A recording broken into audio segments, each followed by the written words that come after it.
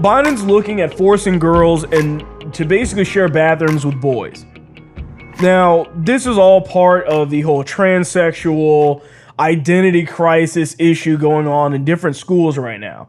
And most of this has been fairly ignored because of the fact that we actually had a president that wasn't concerned about what bathroom people are using, which is a good thing. It's entirely irrelevant, and I'll get into that a little bit as well. So the basic title of this was Preventing and Combating Discrimination on the Basis of Gender Identity or Sexual Orientation.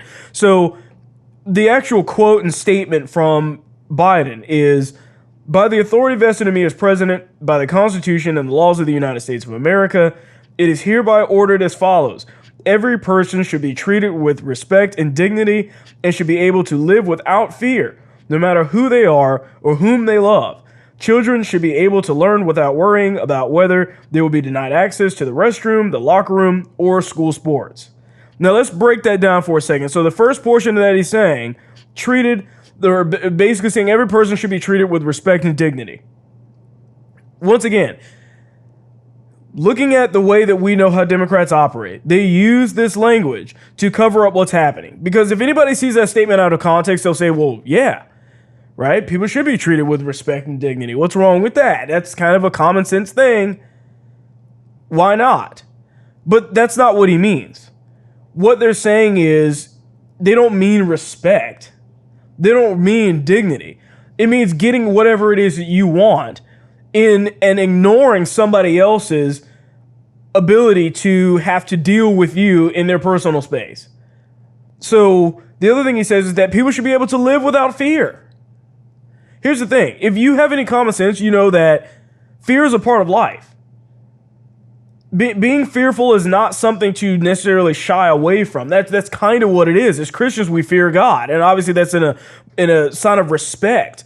But we know that God is powerful, right? But when you look at the way that the Democrats are putting this, is that they say, well, everybody should just be happy. Happy-go-lucky. They should never be worried or afraid or have normal human feelings.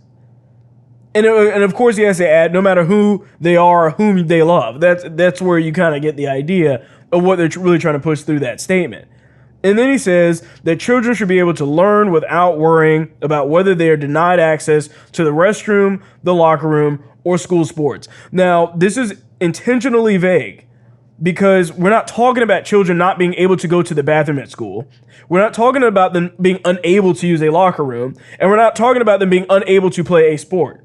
What we're talking about specifically, and what they're talking about, are girls that identify as boys, and they want to be able to use the boys' restroom and the boys' locker room, and they also want the ability to play on a boys' sports team. That is very different than what this statement is actually laying it out as. The fact is that no child has ever been denied any of these things. Ever. There's no situation where a child is on a school area or at any facility and they're told you cannot use the bathroom. That's not what's happening. So this is a blatant lie to act like they're being denied a bathroom. This is like me kind of basically pretend there's some country club and it has all these rich elites and they all know each other and they're all big business people. That's like me being somebody that's not some massive business person walking up in there and saying, well, I have a right to be here. I shouldn't be denied access to this club. Well, the thing is that they're probably going to say, and what common sense would tell you, is that you're not a part of this group. You don't know these people. So you don't have access to it, but you're welcome to join any of these other clubs. And I'm going to say, you know what? You're right. I'm not a part of this. But what we're talking about here is biology. Something that's irrefutable, something that is unchangeable. It's not about political or social class. This is a thing that you are given way before you're even born. It's already locked in your genetic code. There's no way to change that. And to see them trying to deny science just doesn't make any sense whatsoever. The other thing is that the Constitution doesn't give the president any power to basically tell people what they can and cannot do in regards to these types of issues. The president has no constitutional right to tell a child that they can or cannot play on a certain sports team. That's not what the president is there to do. What Biden is doing is he's trying to set a precedent so other people follow along. I think is kind of the bigger picture behind this. Biden can't basically make a law putting into place and saying, well, girls can play on boys' football teams, whether they identify as this or the other or whatever. He also can't put anything in place about locker rooms either. That's just not something that the president can deal with. And Biden has oftentimes done this. He did this with the mask thing where he was like, I'm going to put out a mask mandate, as if that is in some way even in the president's power. Obviously, we should not compel young girls to disrobe in a locker room in front of a bunch of boys. Nor should we force them to sacrifice spots on their teams for boys either, who have inherent actual physical advantages over girls. It wouldn't make sense to do that.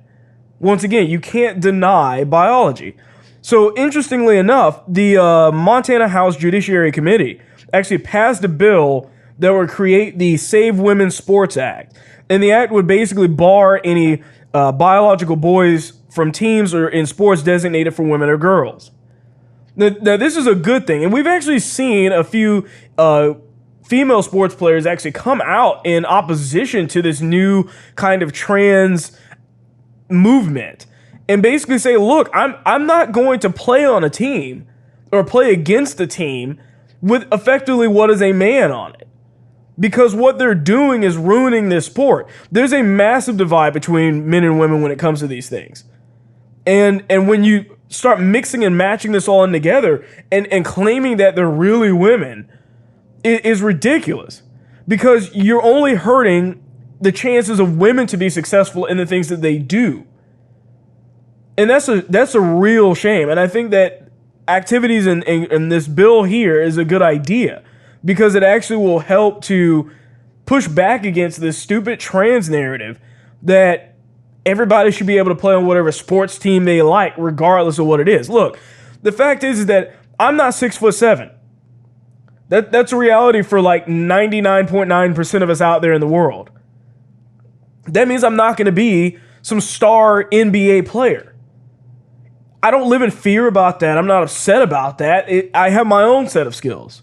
Everybody has their own set of skills. Just accept your set of skills and move on, right? There's some things I'll never be able to do, but just when you see that there's this idea of pushing and mixing and matching all this stuff, it starts to get pretty hazy about what people have the right to do and don't have the right to do. It just starts mixing up muddying up the waters, really, of what has been crystal clear for all mankind in all history. There are inherent differences between men and women. I had a show out very early on that said men are not women. It's pretty simple. It's pretty straightforward. It's obvious. Men have denser, stronger bones, tendons, ligaments.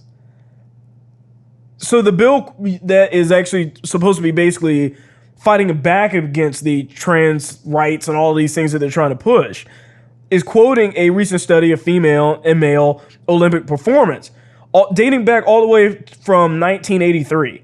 And it found that athletes from both sexes improved over the time span, but the gender gap between male and female performances remained the same.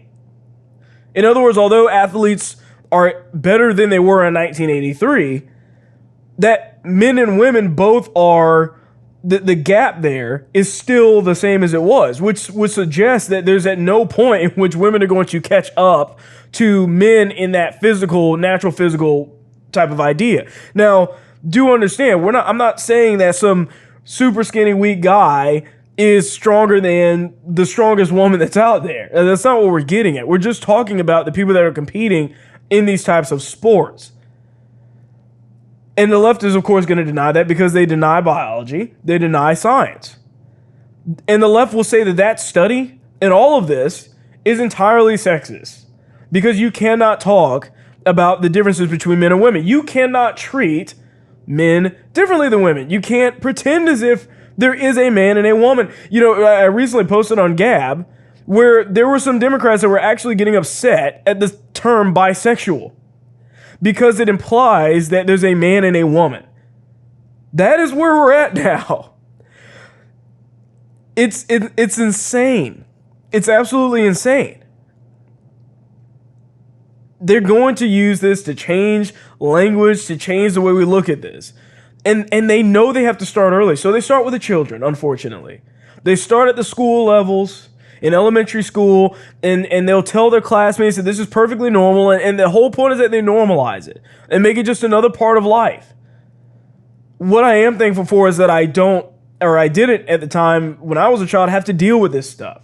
But I am fearful for the children I look to have in the future to have to grow up in an environment like this. I mean, more than ever, it is important to have private schools, because this type of stuff getting pushed down throughout the entire school and other kids having to accept that. I can tell you right now, no child of mine is going to be dressing with the opposite sex in the same locker room just because the school feels like it's the right thing to do, because it won't hurt that other child's feelings.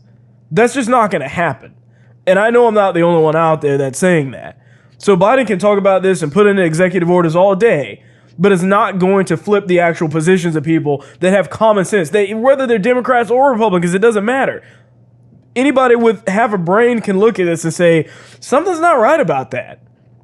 This isn't right. And they're not going to stand for it. And you're going to start seeing this happen more because, once again, as I mentioned, people are going to start seeing what Biden really is all about through these policies. And they're going to regret doing this. They're going to regret voting for him because they're going to start seeing this happen. And it's only a matter of time. He's already pushing all this forward. He's already putting this up for a vote. Just wait. Just wait and see where this goes. You just watched a clip from The William Hall Show. Please remember to like, share, and subscribe.